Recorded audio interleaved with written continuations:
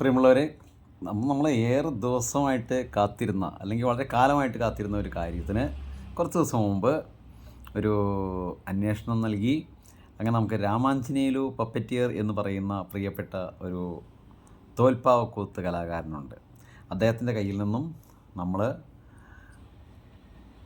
കുറച്ച് പാവകൾ ചെയ്തു തരാൻ പറഞ്ഞു. തോൽപ്പാവയാണ്. അപ്പോൾ അത് ഇപ്പോഴത്തെ കാലത്ത് അത്യാവശ്യമുള്ള ചില അവതരണങ്ങൾക്ക് വേണ്ടിയിട്ട് സംഘടിപ്പിച്ചതാണ്. ഇങ്ങനെ വാങ്ങിക്കുന്നത് വളരെ അപൂർവമായിട്ട് ചെയ്യാറുള്ളൂ.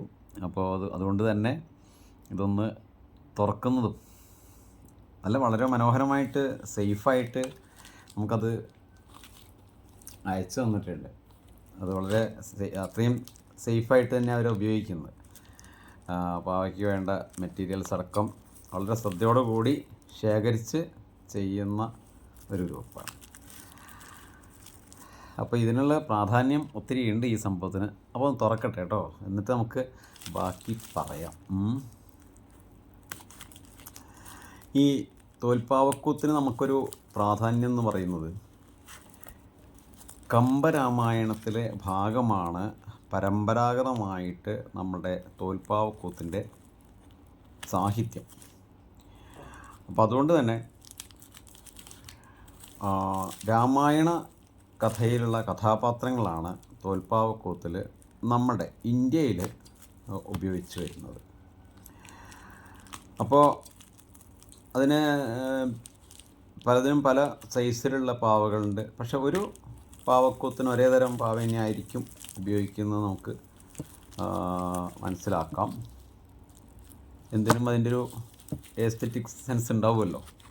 അപ്പോൾ ഇതിപ്പോൾ എൻ്റെ അടുത്തുള്ളത് ഏകദേശം ഇപ്പോൾ വന്നിട്ടുള്ളത് ഒരടി നീളമുള്ള പാവകളാണ്.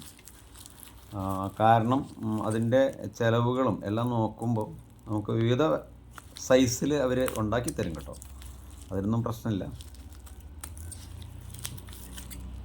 അപ്പം ഇനി പോകുന്നിടങ്ങളിലൊക്കെ ഇതിൻ്റെ ഒരു അവതരണം കൂടി കൂട്ടത്തിൽ ചെയ്യാം എന്ന് തന്നെയാണ് പ്രതീക്ഷിക്കുന്നത്. എന്തായാലും നമ്മൾ ഇതിലിങ്ങനെ യാത്ര ചെയ്യുകയാണല്ലോ, അപ്പോൾ തീർച്ചയായിട്ടും ഇതൊക്കെ നമ്മുടെ കയ്യിൽ അത്യാവശ്യമായിട്ട് സൂക്ഷിപ്പായിട്ട് ഉണ്ടാവാം.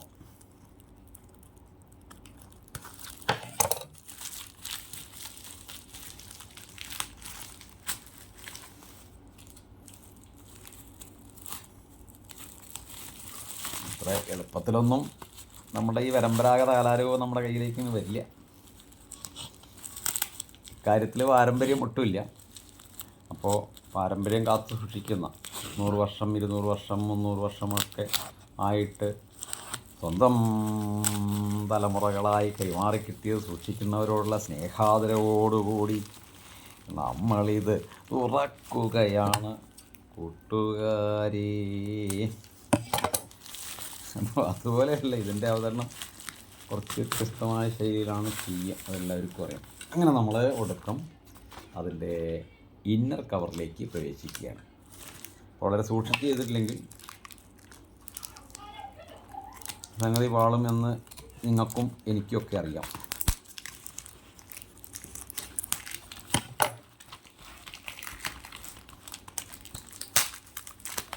അപ്പോൾ നോക്കട്ടെ, ഇത് ഞാൻ അതിൽ ആവശ്യപ്പെട്ട ഒരു പപ്പറ്റ് അല്ല കേട്ടോ.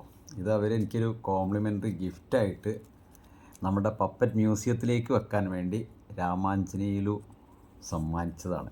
അതാണല്ലോ ആദ്യം പറയേണ്ടത്. അപ്പോൾ ഇനി നമ്മൾ സ്റ്റിക്കൊക്കെ നമ്മൾ പിടിപ്പിച്ച് ചലന സ്വാതന്ത്ര്യമുള്ള പാവയാക്കിയിട്ട് മാറ്റണം. കാരണം ഞാൻ പറഞ്ഞിരുന്നു, തീരെ ഉപയോഗിക്കാത്ത പപ്പറ്റുകളുണ്ടാവും, ഉണ്ടാക്കിയിട്ട് അതിൻ്റെ ഇതിലെത്താത്തത്. അങ്ങനത്തെ പാവകളുണ്ടെങ്കിൽ എനിക്ക് എടുത്ത് വെക്കണമെന്ന് പറഞ്ഞിരുന്നു. അപ്പോൾ എടുത്ത് വെക്കുകയല്ല, അത് വളരെ സ്നേഹത്തോടു കൂടി ഉള്ള കൂട്ടത്തിൽ അയച്ചു തന്നിരുന്നു. അപ്പോൾ ഇനിയുള്ള പപ്പറ്റ് എന്ന് പറയുന്നത്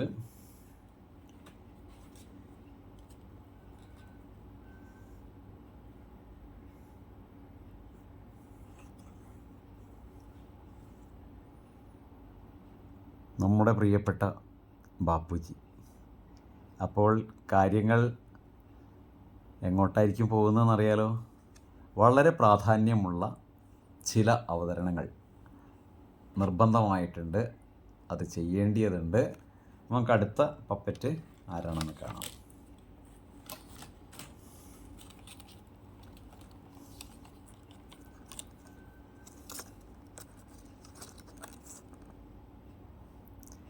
നമ്മുടെ പ്രധാനമന്ത്രിയായിരുന്ന, ഒരുപാട് ദീർഘവീക്ഷണമുള്ള പ്രിയപ്പെട്ട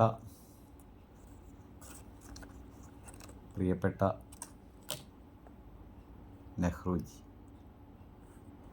കാരണം കുട്ടികൾക്ക് ഒത്തിരി ഇഷ്ടമുള്ള ആളാണ് നമ്മുടെ ആദ്യത്തെ പ്രധാനമന്ത്രി. ഇനി അതുപോലെ തന്നെ ഇതുവരെയും ഇങ്ങനെ ഒരാൾ നമ്മുടെ ചരിത്രത്തിലേക്ക് കടന്നു വന്നിട്ടില്ല. ഇന്ത്യയുടെ പ്രധാനമന്ത്രി പദം വളരെ മനോഹരമായിട്ട് കൈകാര്യം ചെയ്ത ഈ മാർച്ച് 8-ന് നമുക്ക് ചേർത്ത് വെക്കേണ്ട ധാരാളം ജീവിത കഥകളുള്ള പ്രിയപ്പെട്ട ഇന്ദിരാജി. അപ്പോൾ അച്ഛനും മകളും എന്തായിരിക്കും നമ്മളോട് പറയുന്നതെന്നോ, അവർക്ക് അതിനൊക്കെയുള്ള പ്രചോദനമായിട്ടൊക്കെ മാറിയത് ആരായിരിക്കാമെന്നൊക്കെ നമുക്ക് എല്ലാവർക്കും അറിയാം.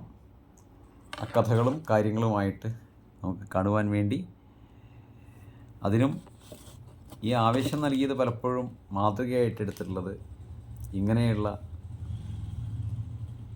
മുൻ കഥാപാത്രങ്ങളിൽ നിന്നാണ്.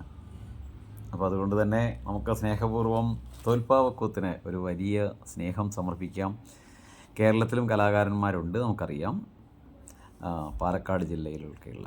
നമുക്ക് വീണ്ടും കാണാം. അപ്പോൾ ഈ ഒരു എക്സൈറ്റ്മെൻറ്റോടു കൂടി അടുത്ത കഥ പറയലിലേക്ക് എല്ലാവർക്കും സ്വാഗതം, സ്നേഹം, സന്തോഷം.